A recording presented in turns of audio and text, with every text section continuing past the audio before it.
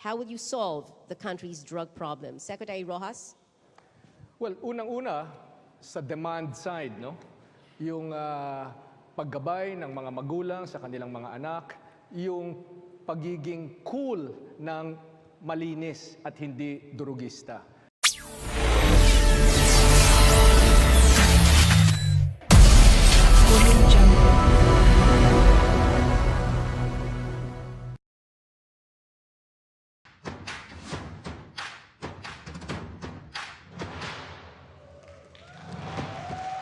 Rafi Alunan, a two-time cabinet member. He was DILG secretary during the term of President Fidel Ramos and served as tourism secretary during President Cory Aquino's administration. He's running under the Bagumbayan Party.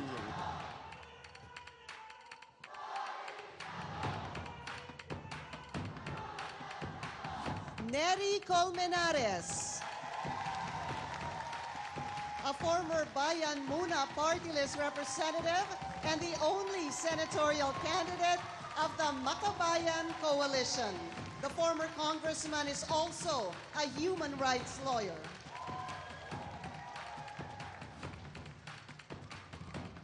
Samira Gutok, she was a legislator of the autonomous region in Muslim Mindanao, also a former member of the Bangsamoro Transition Commission.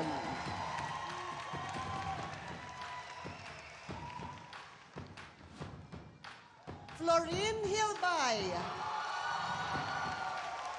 a former Solicitor General who served from 2014 to 2016.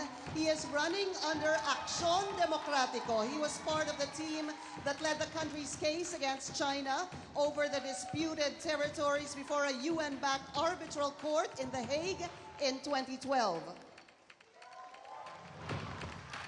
Harry Roque, he was spokesperson for President Rodrigo Duterte. He was a human rights lawyer and was a party list congressman. He's running under the People's Reform Party.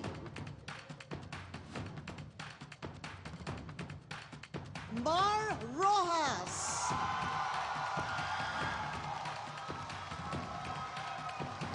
the former DILG secretary, was a senator from 2004 to 2010. He served as transportation secretary as well as trade and industry secretary. He is running under the Liberal Party. And Erin Tanyada, a former Quezon congressman. He was also former deputy House Speaker. He is seeking a Senate seat under the Liberal Party.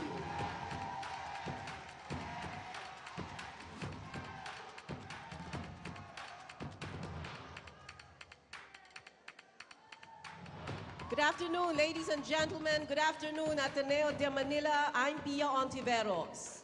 And I'm Pinky Webb. Our job is to ask our 7 senatorial candidates the question that matters most to the Filipino people. We have a live fact-checking team together led by our resident sociologist, Nicole Corato. Welcome, Nicole. Hi, Pinky. Good afternoon. This afternoon, we are joined by a team of sociology students from the University of the Philippines, Diliman. They will fact-check what our candidates are saying and also listening to conversations online. We invite our audiences to join the conversation using the hashtag #TheFilipinoVotes.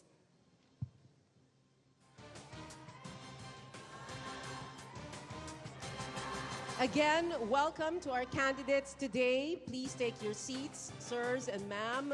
A reminder just for you, you have 1 minute and 30 seconds to answer questions. You will hear a sound to remind you that you have 10 seconds left, and then there will be another sound to remind you that your time is up.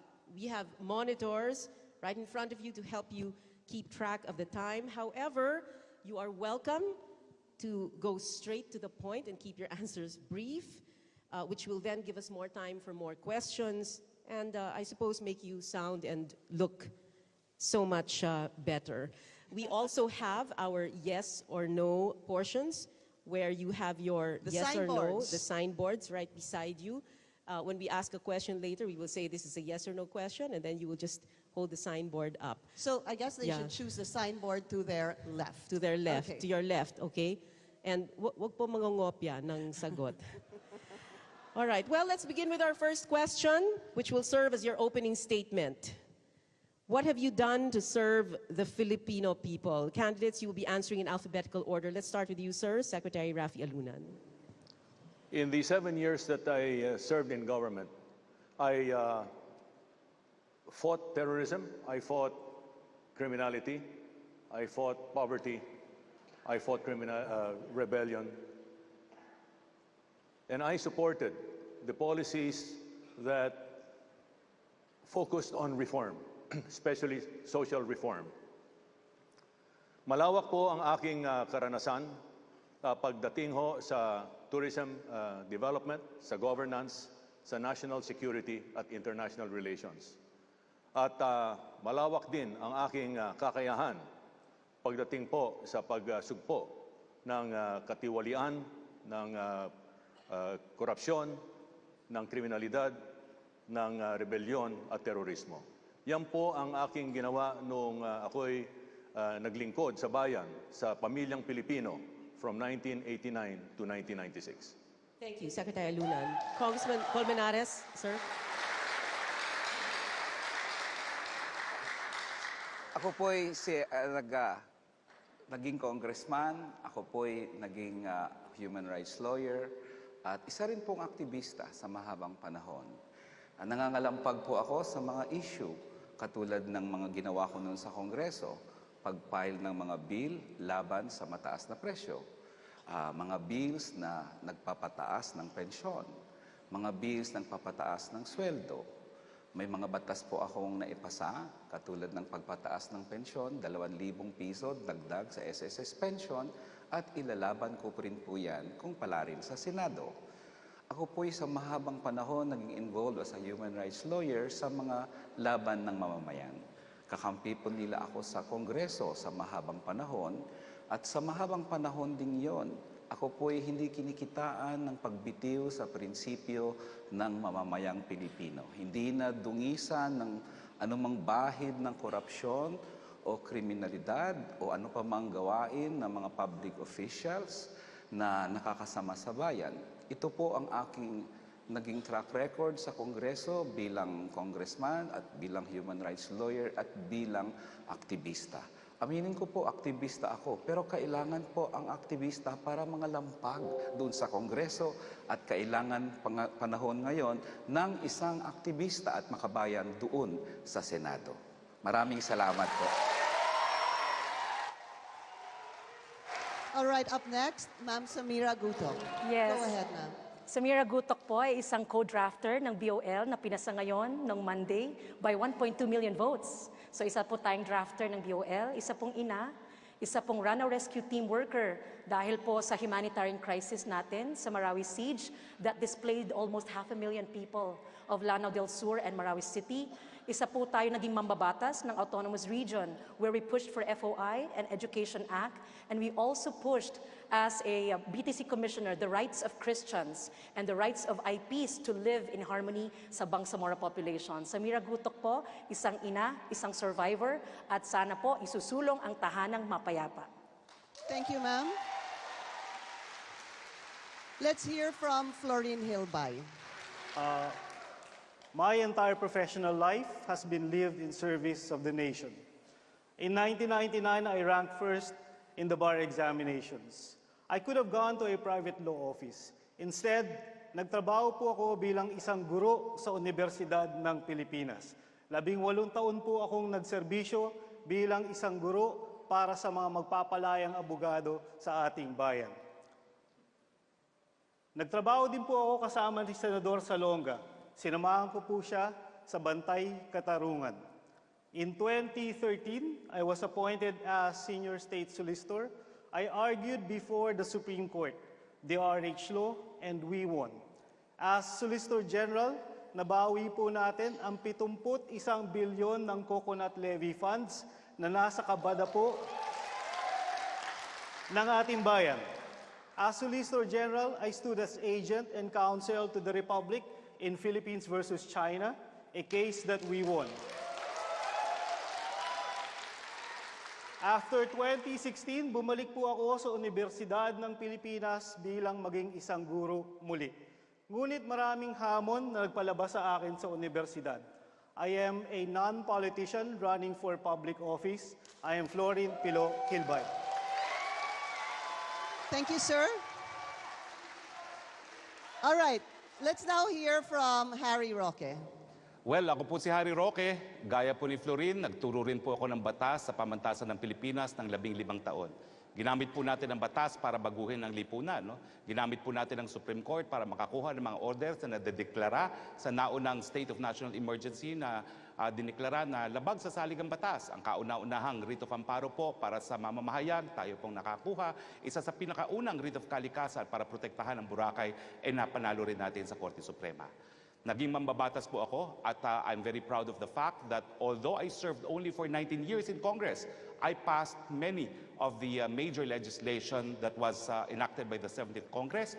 Panguna na po rito ang universal health care, ang libreng pagamot at libreng gamot, which was House Bill 23, the very first bill that I filed on the very first day and hour of Congress. Kasama din po dyan ang libreng irigasyon at kasama rin po dyan ang libreng tanghalian sa mga nagugutom na kabataan. Kasama rin po ako sa nagsulong sa libreng tuition para sa state universities and colleges at sa libreng wifi. Ako po'y nag-a-apply ngayon para maging senador dahil unang-una napatunayan ko na po yung kakayahan ko sa larangan ng paggagawa ng batas at pangalawa po bilang isang spokesperson, binigyan ko rin po ng importansya ang karapatan ng tao doon sa tinatawag na freedom of information. May mga pagkakataon, maraming salamat po. Thank you, Secretary Roque. Let's hear from Secretary Mar Rojas. Magandang hapon po sa inyong lahat. Ako po si Mar Rojas. Medyo matagal nang retirado pero ngayon bumabalik. Kaya ninenervyos. Una po ninyo akong nakilala bilang Mr. Palengke. At doon nagbantay tayo na ang presyo ay mananatiling abot kaya ng lahat ng mga misis at mamimili. Sinulong ho natin yung Cheaper Medicines Law na kung saan ang presyo ng gamot para sa Norvasc, sa mga gamot para sa diabetes, sa cancer at iba pang mga maintenance medicine ay maipababa at yan po ay napasa. Dagdag pa doon ay tayo nagsulong ng batas para matanggal ang buwis sa mga minimum wage earners at para sa mga OFW. Sa paglikha naman ng trabaho, DTI tayo noon nung isinulong natin yung mga call centers, mga BPO, mga IT, na ngayon napakaraming nakikinabang ng mga kabataan natin at plano ko na lalo pa itong palawakin. Lumalahok muli sa pagkasenador dahil naniniwala ako na dapat mas malayo pa ang mararating ng ating bansa. Hindi ako kontento na hanggang sa kahirapan na lang o sa kulelat ang Pilipinas. Maraming salamat. Magandang hapon sa inyo. Salamat po, Secretary Rojas. Congressman Erin Tanyada. Maraming salamat, Pia. Magandang araw po sa inyong lahat. Ako po si Erin Tanyada. Matagal pong naglilingkod sa mamamayan. Nagsimula po ako bilang student leader dahil sa pag-aruga ng aking mga lolo at aking tatay. Sila po ang namulat po sa akin sa ating pagkakilala sa ating lipunan. Sabi po nila sa akin, kung gusto mong maglingkod sa ating bayan, kailangan kang makinig sa problema ng ating mamamayan. At bilang isang student leader, ako po ay nakibaka at sumama sa pagtataguyod muli ng mga student councils at student organizations. Naging human rights lawyer, pinaglingkuran po natin ang mga manggagawa at magsasaka. At pumasok po sa politika at pinatuloy po natin ang pakikinig sa ating mga mamamayan sa mga problemang hinaharap po nila. Nandyan po yung usapin ng coconut levy, nandyan po yung usapin ng universal healthcare, nandyan po yung usapin ng cheaper medicines bill. Marami pong problema ang hinaharap ng ating mamamayan hanggang ngayon. Marami pa rin sagot na tinatanong sila at si Erin Tanyada po ay handang magtrabaho para sa kanila. Maraming salamat. Thank you, Congressman Tanyada. All right, this is our next question. It's about the age of criminal responsibility. This question goes to Secretary Harry Roque, Secretary Mar Rojas, and Secretary Rafi Alunan. This has been a much talked about topic the past week, and amid the public outrage, the House of Representatives approved on second reading a bill lowering what they now call the minimum age of social responsibility to 12 years old. Of course, we know that the House originally had the minimum age at 9. The Senate has yet to vote on the measure. Well, Sorry, sir, here it is. Candidates, here's the question. What is your stand on the lowering of the age of criminal responsibility? We start with you, Secretary Harry Roque. I was in Congress when this was originally discussed.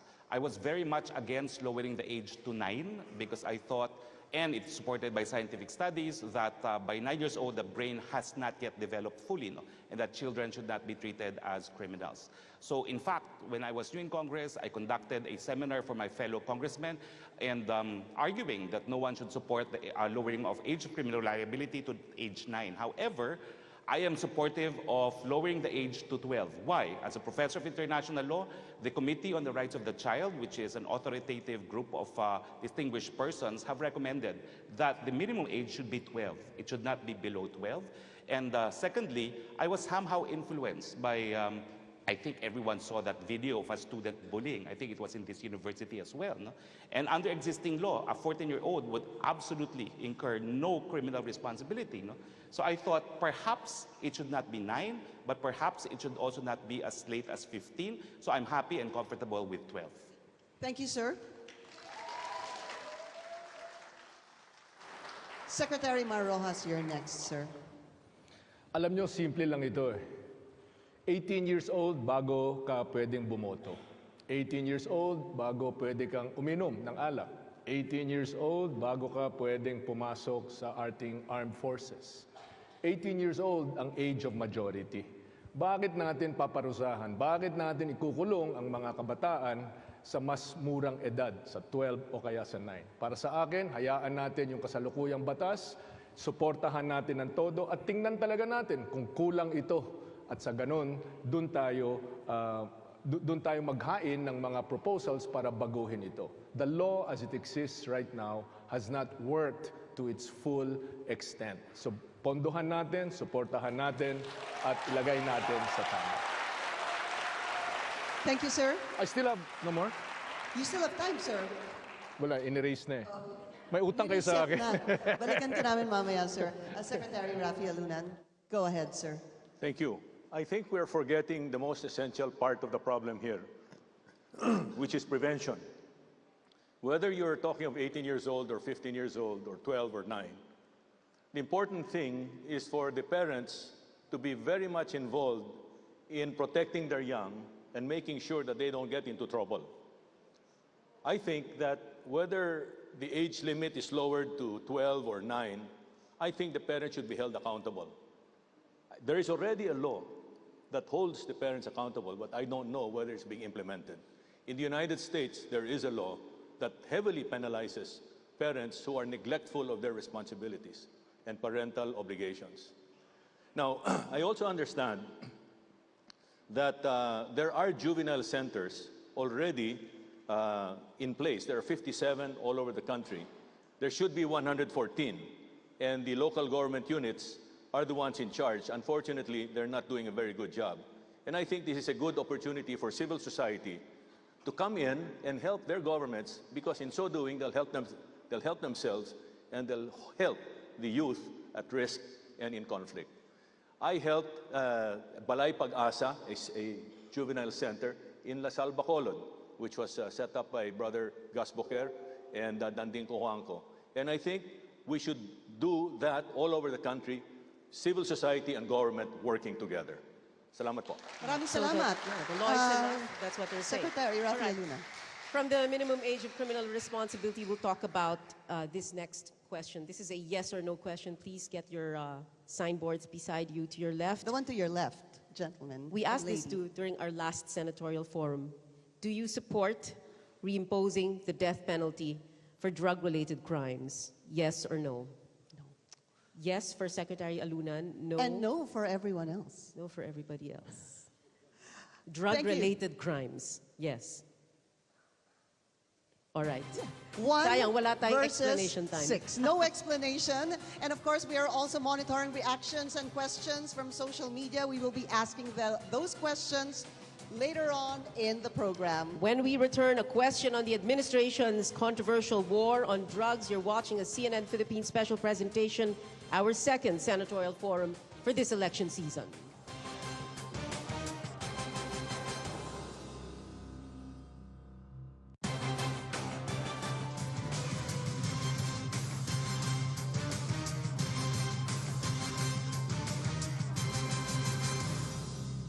Findings ng mga dalubhasa, and I think the sooner that it is released, the better.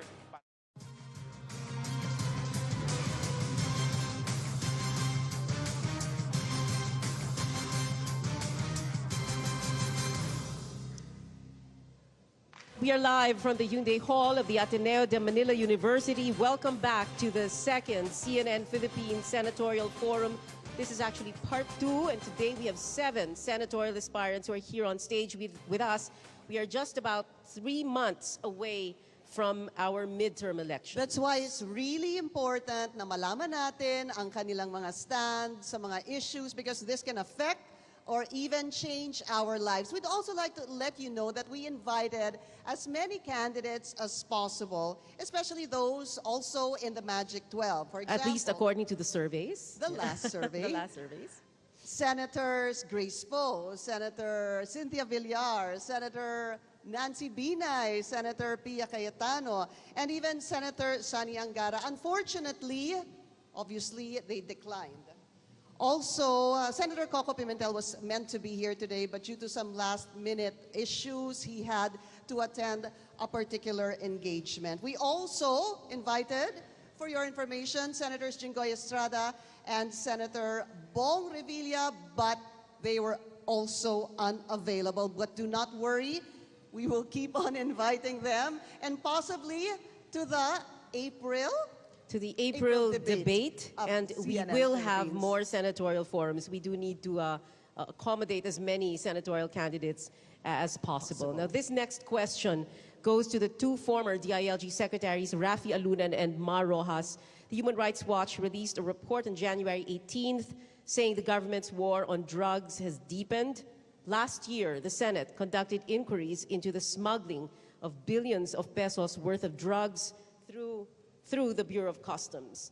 Meanwhile, the PDEA says there was a significant rise in the number of drug trafficking incidents involving foreign express delivery and domestic courier services last year. How will you solve the country's drug problem? Secretary Rojas? Well, unang-una, sa demand side, no?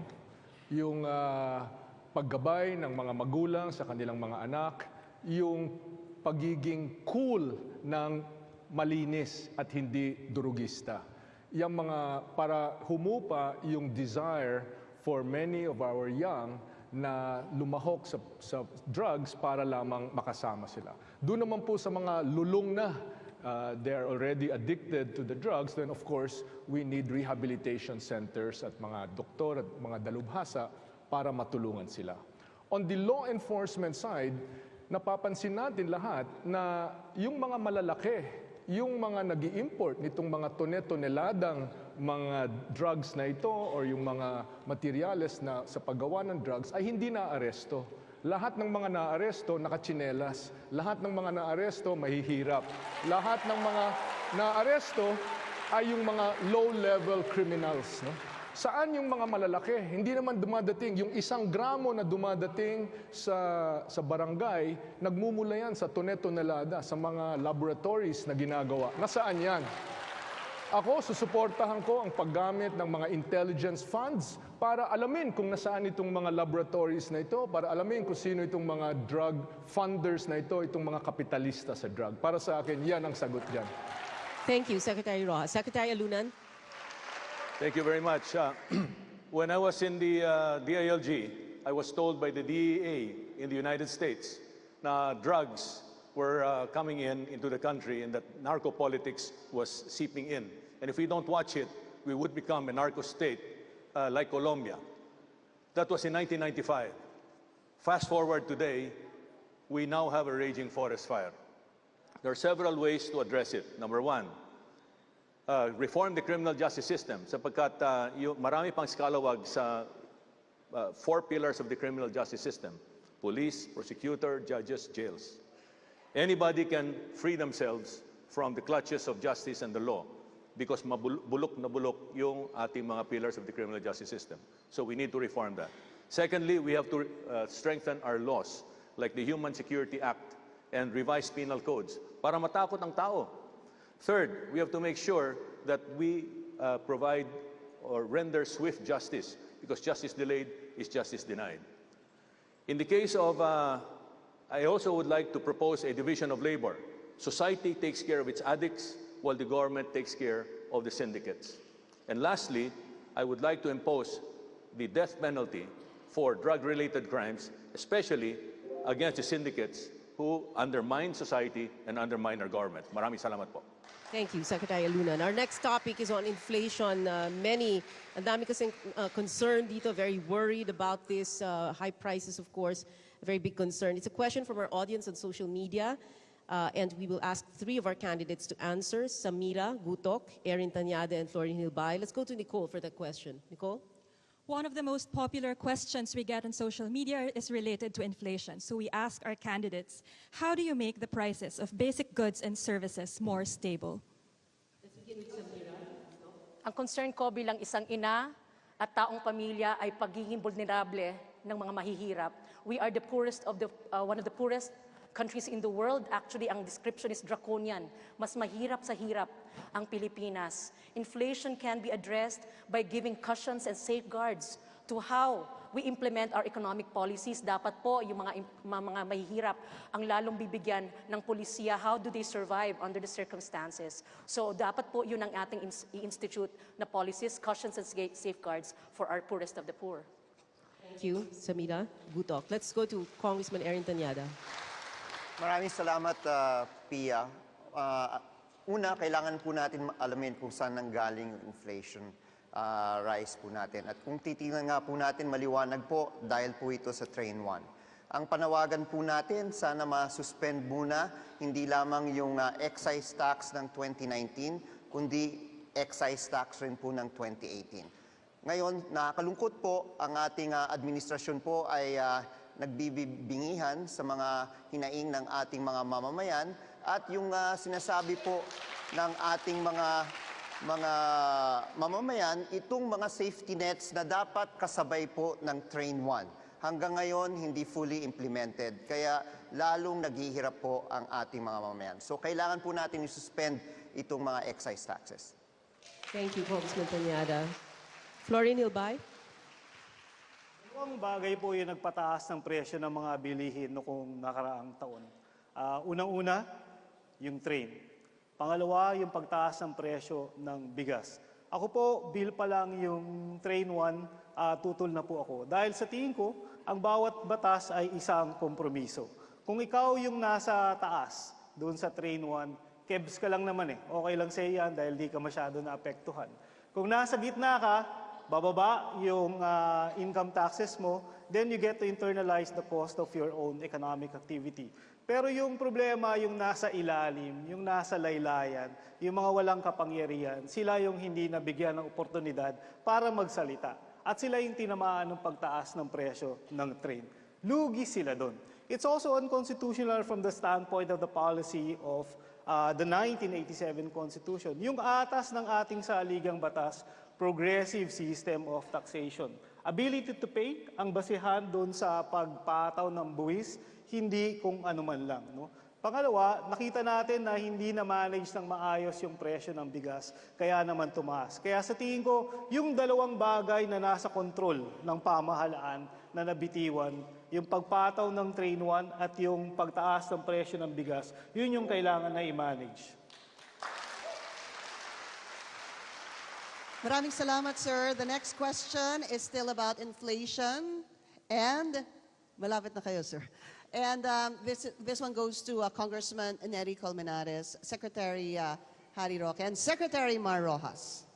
How can we bring down the price of rice and protect rice farmers at the same time? Congressman Colmenares, go ahead, sir.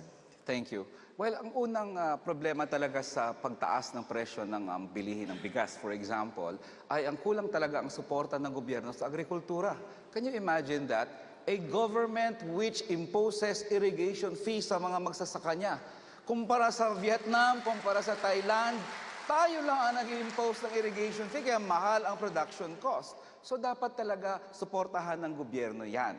Pangalawa po, inflation is affecting even the rice industry. Mataas ang presyo ng gasolina, tubig, kuryente. Bakit? Ay grabe ang pataw ng gobyerno ng buwis.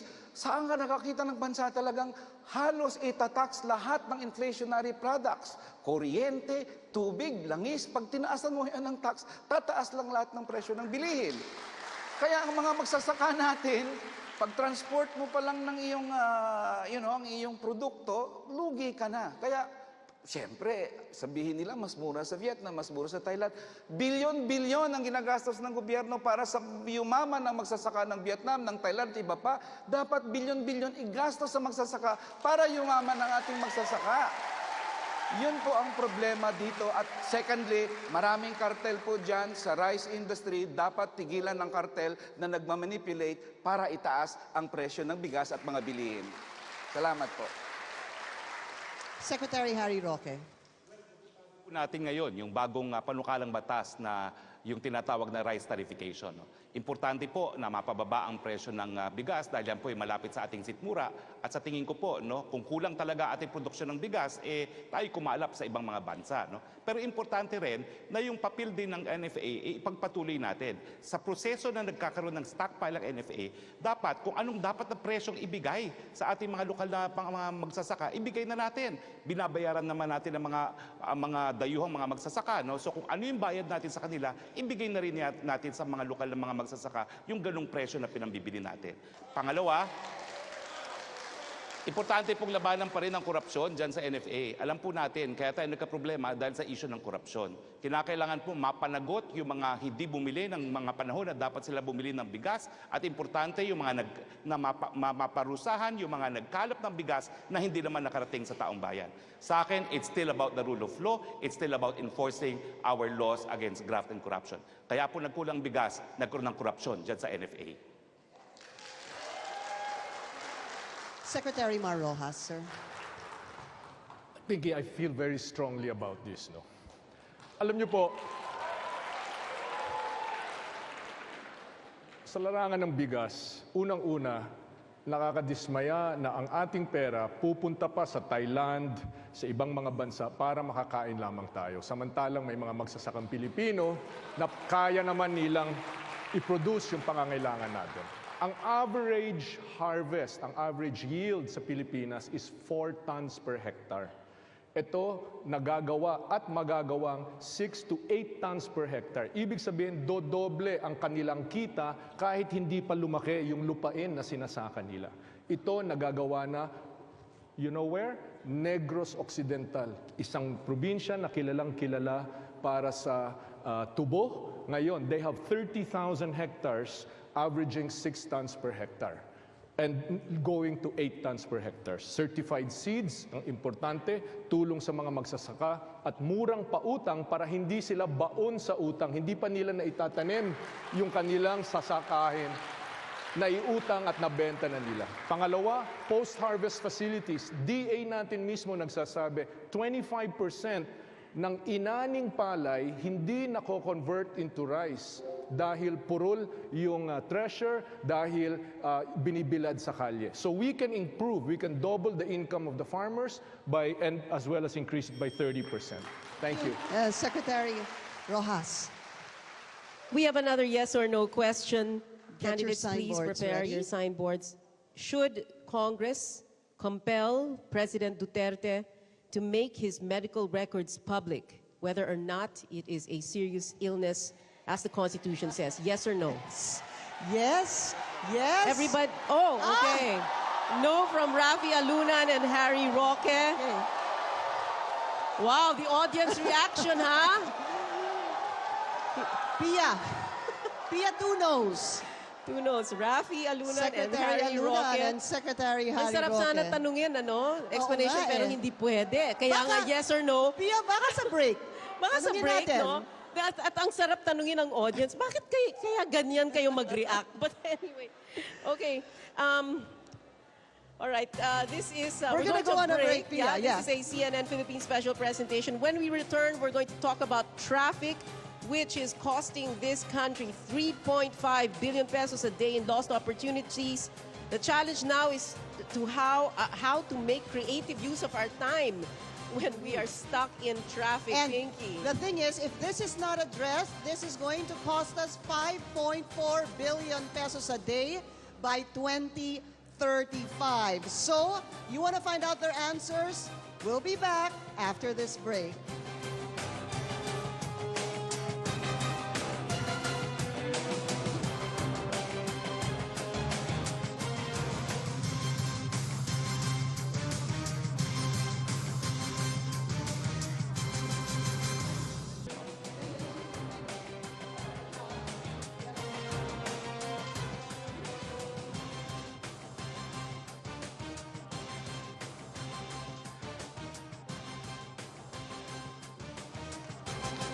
This is the CNN Philippines Senatorial Forum Part 2. We are joined here on stage by 7 senatorial aspirants. So Pinky. here, Pia, is another yes or no question.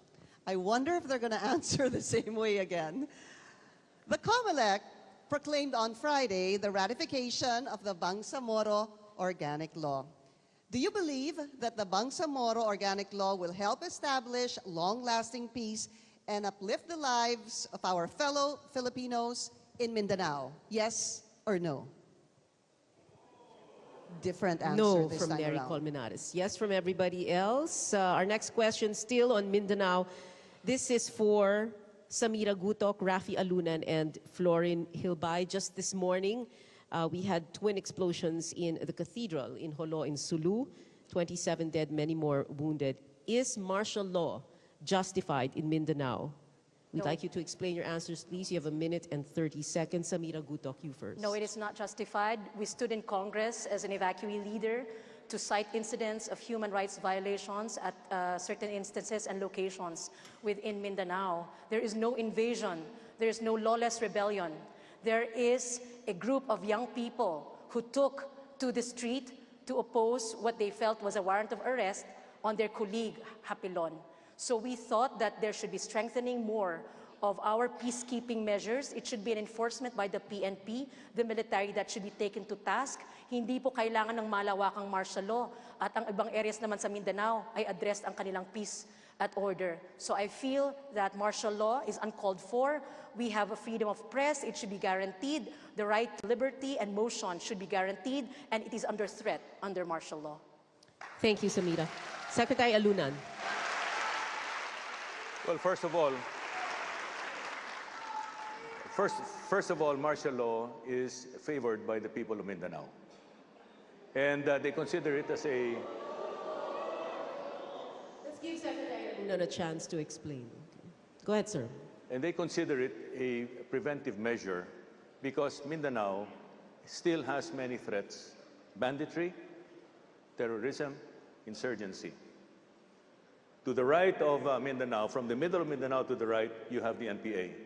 To the left of Mindanao, you have the insurgency, as well as terrorism, as well as ISIS-related organizations.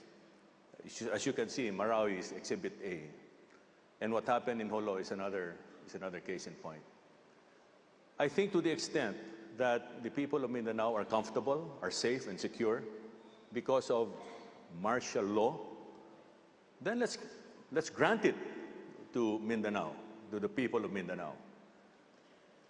The important thing is that martial law in Mindanao is not the same as the martial law of the Marcos era.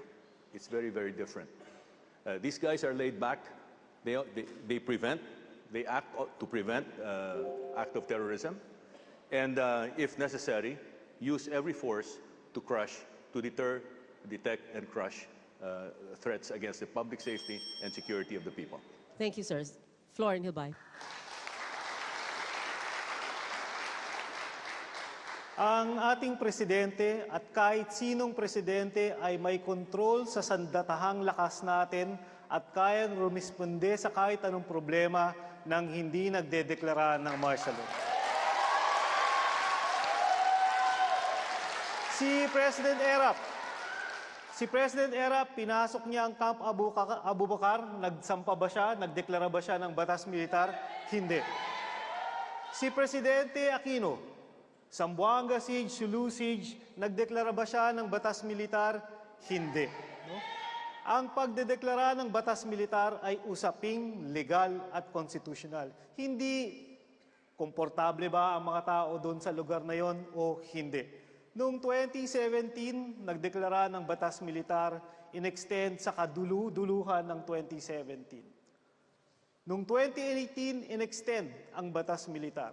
Kahit na sinabi na tapos na ang giyera, nagsampa kami ng kaso sa Korte Suprema, tinanong ang the Armed Forces of the Philippines, do you need martial law? Ang sabi ng AFP, we don't need martial law. Sa harap ng mga miyembro ng Korte Suprema, hindi natin kailangan ng batas militar. And it doesn't demean the power of the President to use the Armed Forces of the Philippines. Walang kinalaman sa solusyon ang problema. Yun ang problema natin.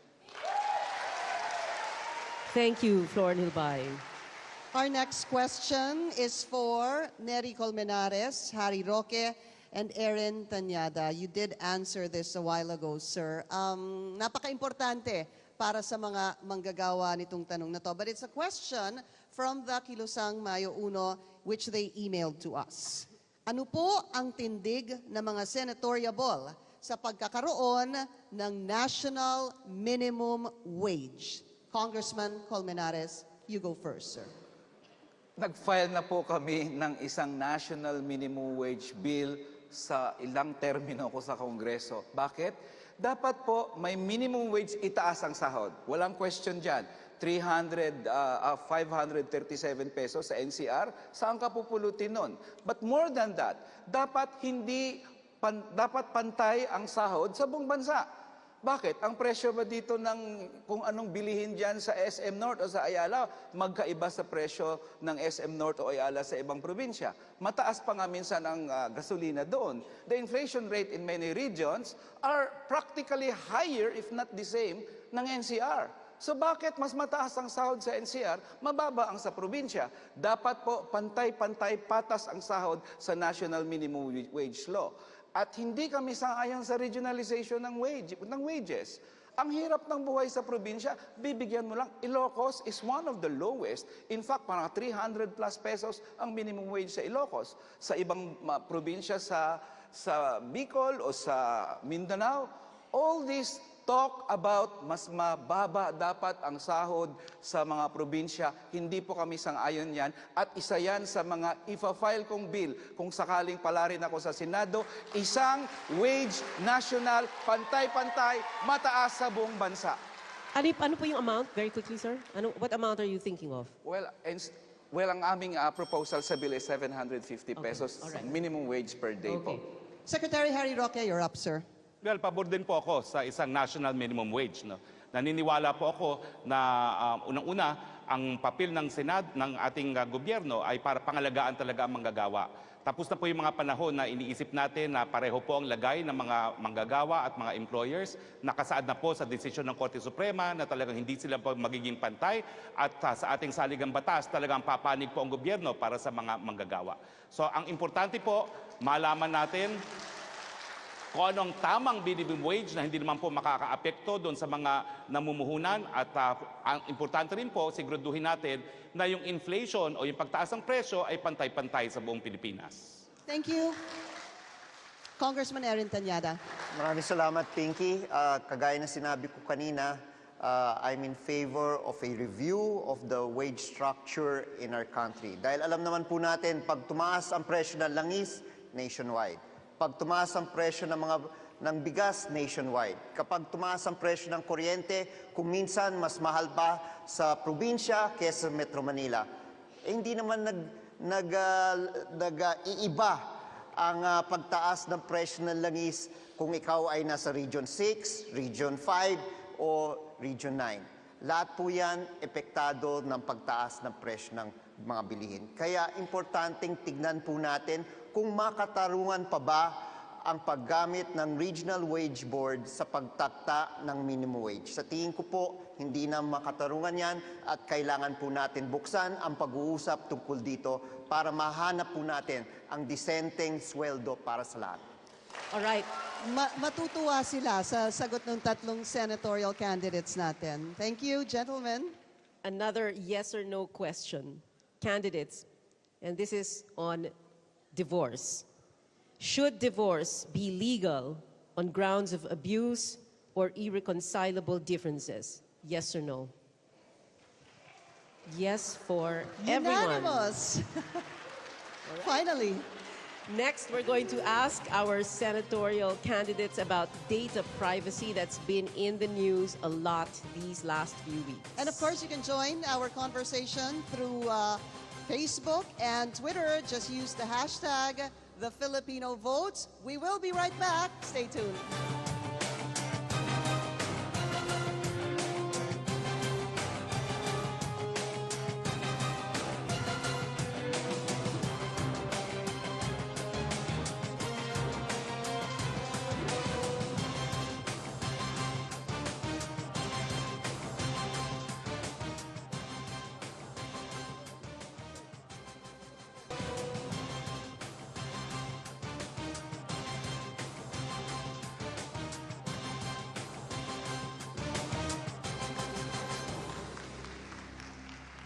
We are asking our 7 senatorial candidates the questions that most of us want to find out. This is a CNN Philippines special presentation. This next question will be about our country's third telco player. We'd like the following candidates to answer this question: Mar Rojas, Rafi Alunan, and Harry Roque. During the Senate investigation into the country's third telco, Senate Minority Leader Frank Drilon said Ms. Latel's franchise should be deemed void since it failed to operate as required within a year from the grant of franchise in April 1998. Congressional franchise was one of the issues raised. The change of ownership without congressional approval was another. Our question is, should the government review the provisional third telco rights given to Ms. Latel, or should a new round of bidding be conducted? Secretary Rojas. If the question is, do we want a third telco in our country? The answer is yes. More competition, better service, lower cost to the consumer. Should it be this particular telco? Well, the evidence and the compliance with our rules on franchises should determine that. No? Ang mahalaga sa akin ay serbisyo para sa ating mga mamamayan.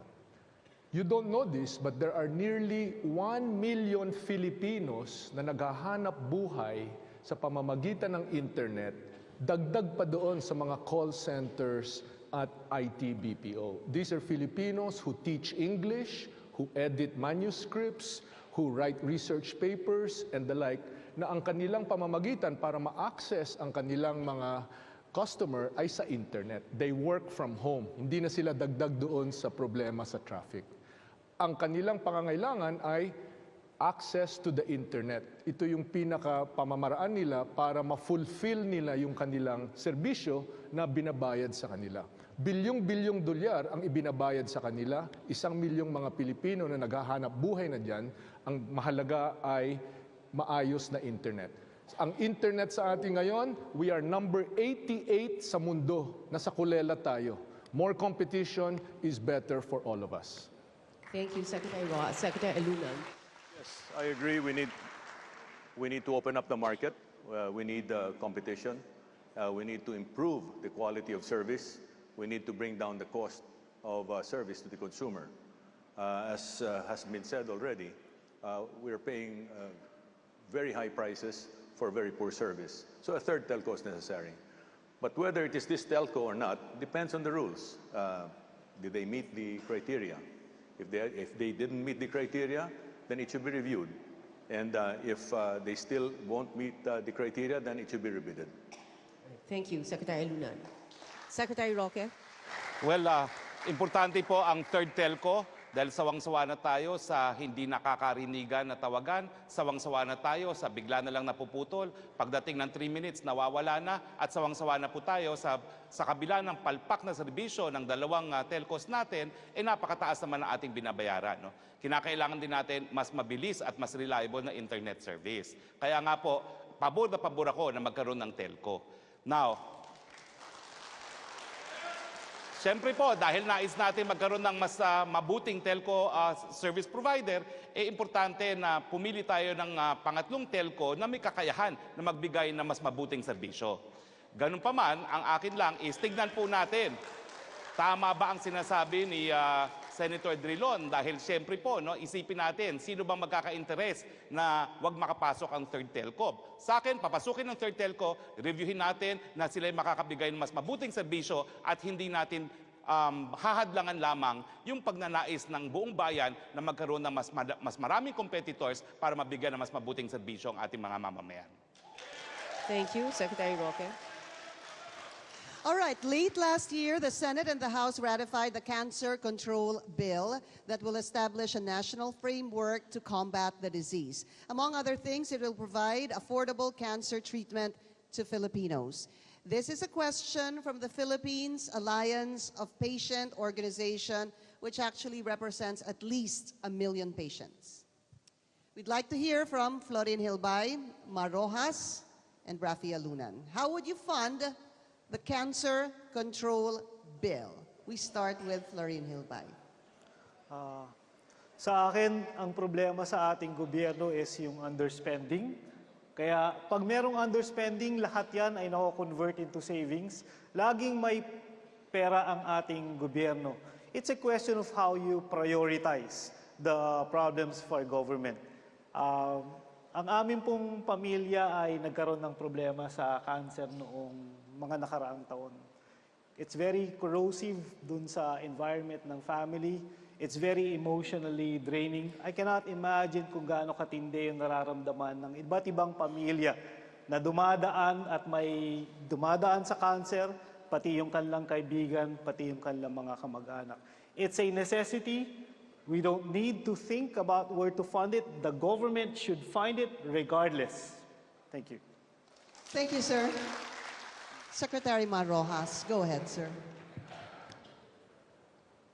Ang cancer ay isang sakit na pamilyar ako. Namatay ang dad ko sa cancer, namatay ang kapatid ko na si Dinggoy sa cancer. No? At doon nagsimula yung aking pagtutok sa cheaper medicines dahil nakita ko kung gaano kamahal magkasakit dito sa ating bansa.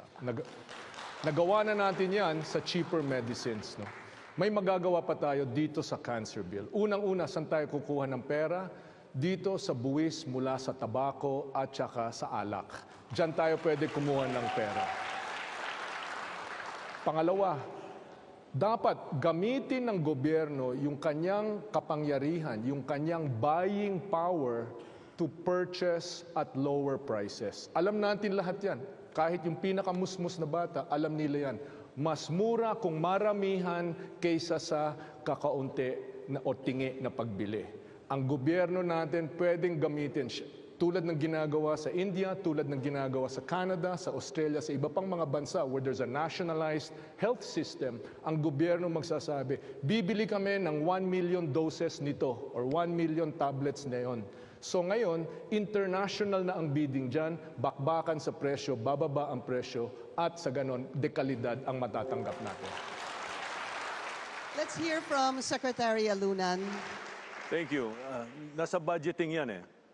We should give health costs, healthcare, universal healthcare, priority sa budgeting. Just like, for example, science and technology, meron tayong batas to provide 1 or 2% per GDP, but hindi na natutupad yon. We should do the same for universal healthcare and focus on the top 10 diseases, to include cancer, diabetes, etc. But in addition to that, I think we need to also lower the cost of medicines and generate more professionals to provide the necessary health care, especially the doctors and the technicians, no, to address cancer. I also have a problem, not just with cancer. I also have a problem with other cases like autism, like PWDs. I don't think there's any budget that's being set aside for them. I would like to set aside a budget for PW one-stop shop centers, aside from anti-cancer centers, through proper budgeting. Thank you, sir. Thank you, sir. From one health question to another, our next yes or no question is about medical marijuana. Candidates, please prepare your signboards. The question is, should medical marijuana be legalized for ailments such as cancer, multiple sclerosis, seizures, and serious chronic pain? Yes or no? Yes or no? Yes, for everybody. Again, a unanimous answer, Pia. We are down to the last few questions. This is a CNN Philippines special presentation, our Senatorial Forum Part 2. Stay with us. We'll be right back.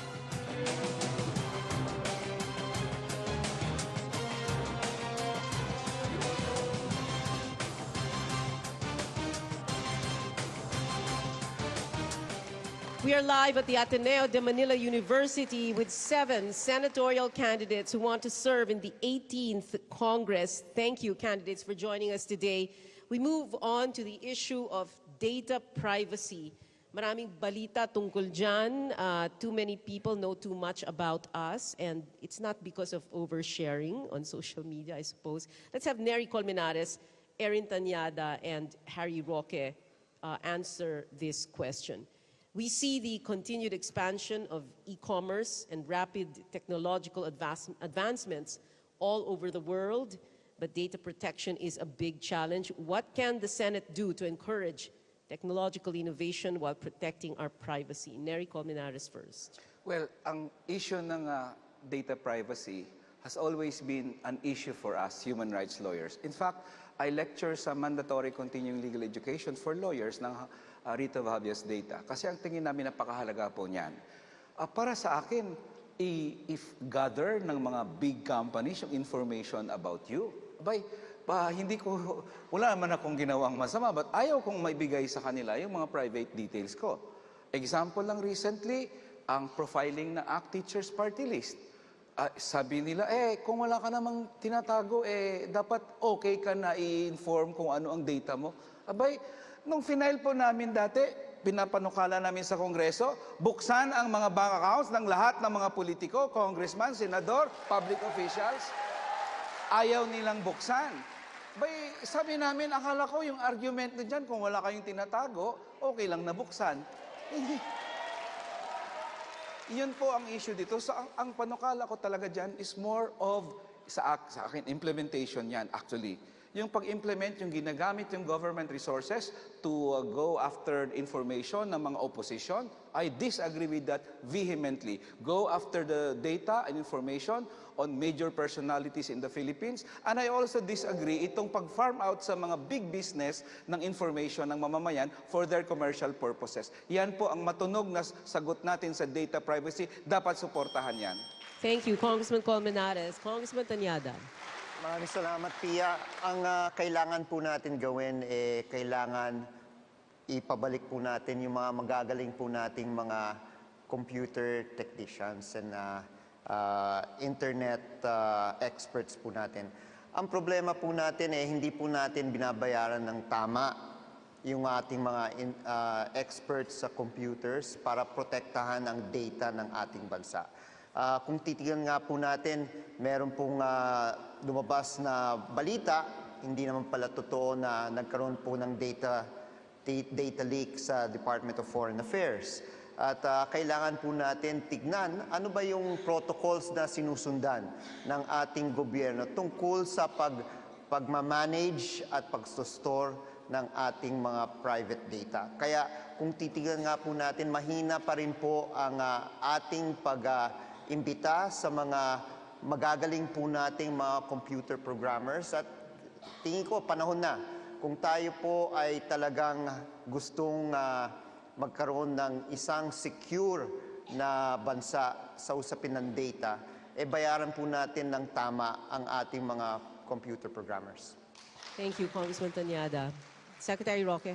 Well, importante po talaga ang data privacy dahil ang pinagmumulan po niyan yung karapatang pantao to be secure in one's privacy, no, na nasa saligang batas. Isa po tayo sa mga nagreklamo na laban doon sa COMELEC at nagkaroon po ng desisyon ng National Privacy Commission na nagsasabi na naging pabaya ang COMELEC, no, at dapat managot, at ito nga yung naging dahilan para maging isa to sa mga basihan para ma-impeach yung dating COMELEC chairman na Andres Bautista.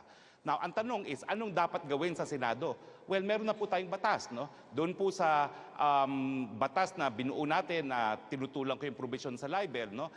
Pinaparusahan naman po doon yung hacking, no? At hacking po talaga ang pinagmumulan ng problema pagdating sa sa privacy implementation, no? Sa akin po, importante na ang Senado will focus on yung ensuring na lahat ng number one, opisina ng gobyerno ay sumusunod doon sa batas. Ngayon po nalalaman natin, ang mga lumalabag sa batas ay COMELEC. Pangalawa, DFA. No? Bakit mga gobyernong opisina pa ang hindi nakakasunod doon sa National Privacy Act? Tingin ko po isang dapat yan na tignan ng ating pamahalaan at bilang isang mambabatas, tignan po natin kung makakabigay tayo ng incentives doon sa mga kumpanya na magbibigay pa ng teknolohiya para lalo pang maprotektahan ang data ng mga mamamayan. Thank you. All right, we're down to our last question, our final question to our candidates, and I would welcome any one of you, you'd like to stand and address the audience, get closer to them, please do so.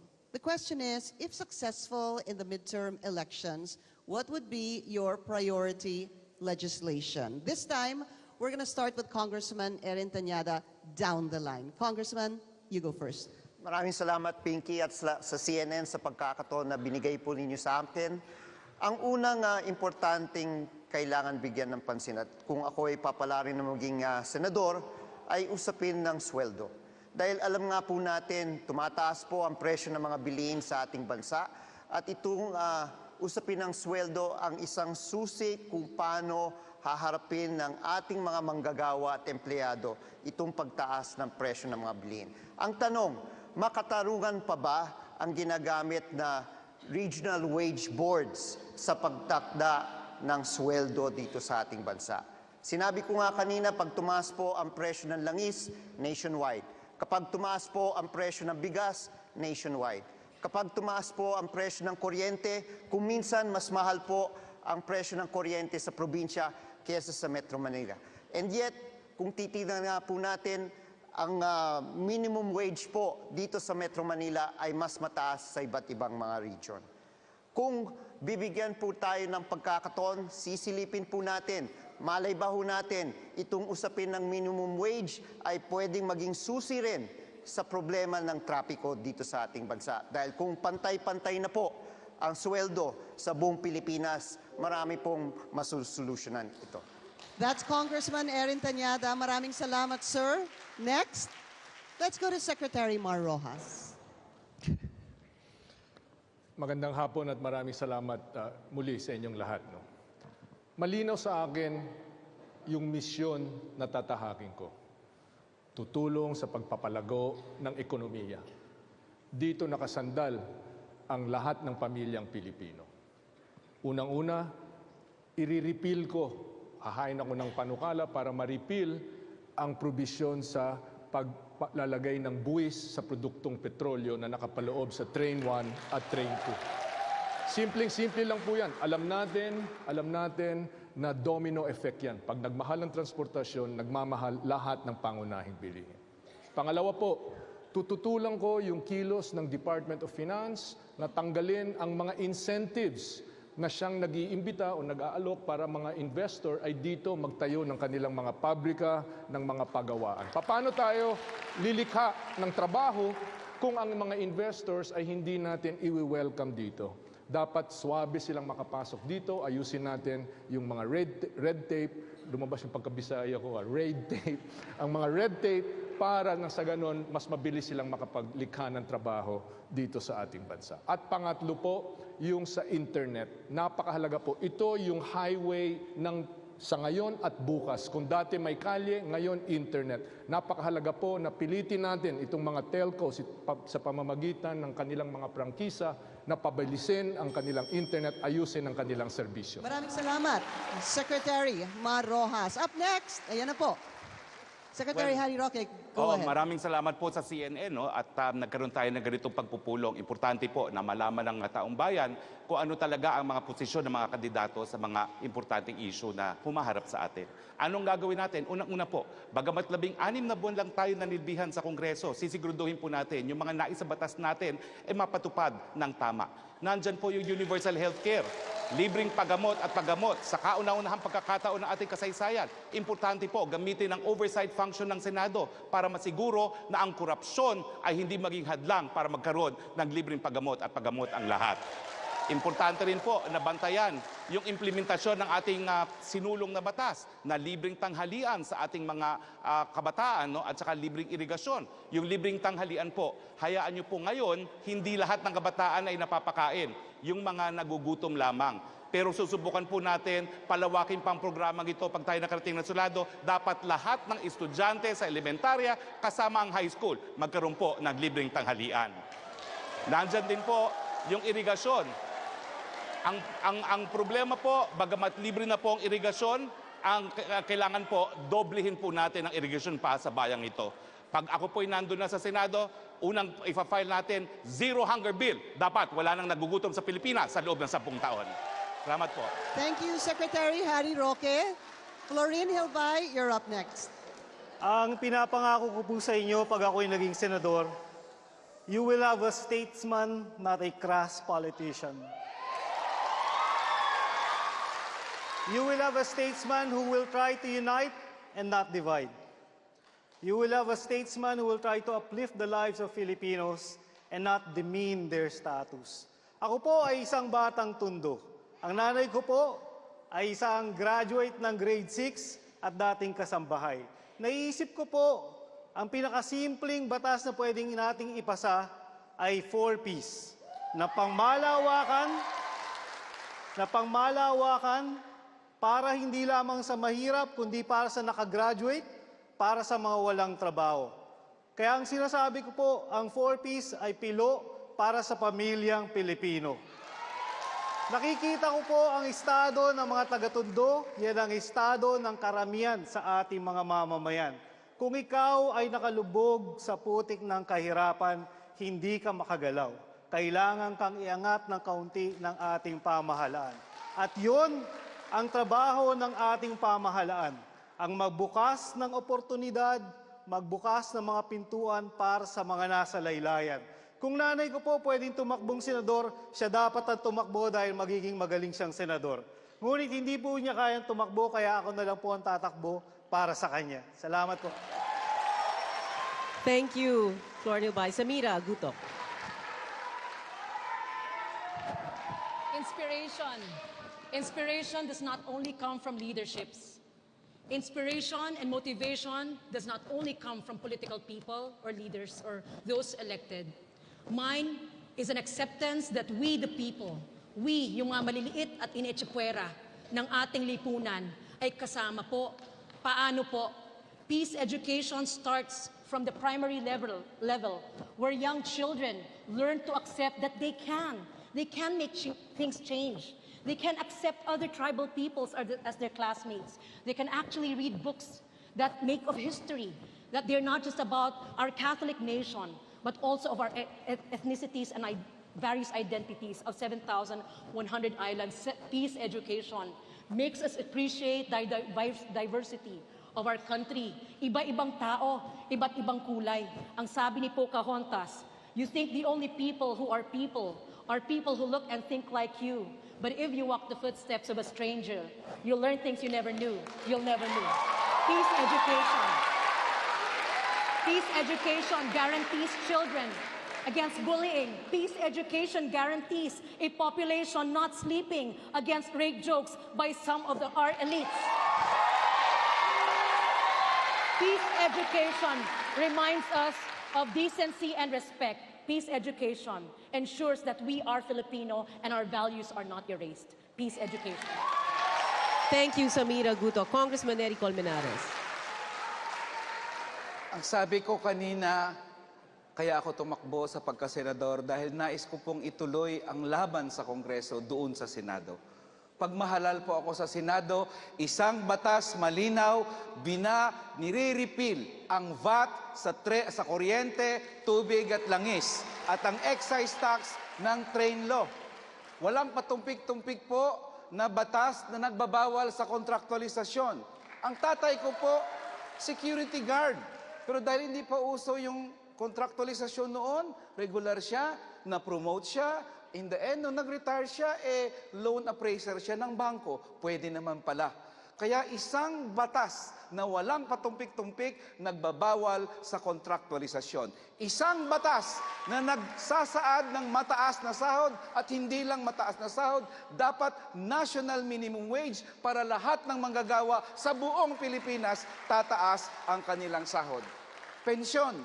Pensyon po, na-file ko po, nilaban ko sa Kongreso. Ang sabi nila, Nery, 2,000 dagdag sa SSS pension, suntok yan sa buwan. Mahilig po ako magsuntok sa buwan kasi paano mo naman masuntok ang buwan kung hindi ka susuntok? Dito sa Senado, susuntukin natin ang buwan muli, pensyon sa lahat ng senior citizens sa Pilipinas. Naging kakampi po ako ng mamayan doon sa Kongreso, maging kakampi ako ng mamamayan doon sa Senado. Congressman Colmenares, salamat po. Secretary Alunan.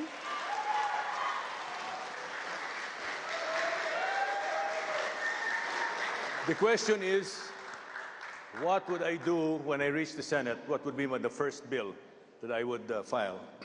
Well, that will stem from my platform, which goes this way.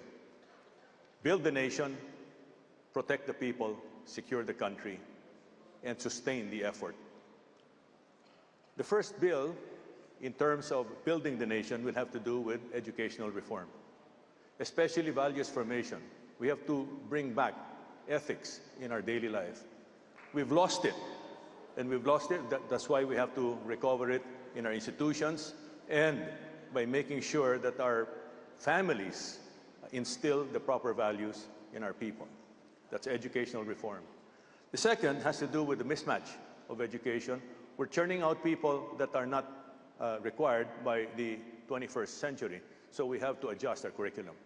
Number two, protect the people through reforming the criminal justice system, because there are many scalawags in this criminal justice system. Number three, when we talk about protecting the people, we also include those who don't have the means to protect themselves, especially the old, the infirm, the retirees, the veterans, and those that suffer from disabilities. And number four, when we talk about secure the country, we're talking about improving and strengthening the armed forces of the Philippines, because diplomacy means nothing unless we have a strong means of securing ourselves. Maraming salamat po. Thank you, Secretary Alunan. To our candidates today, thank you very much.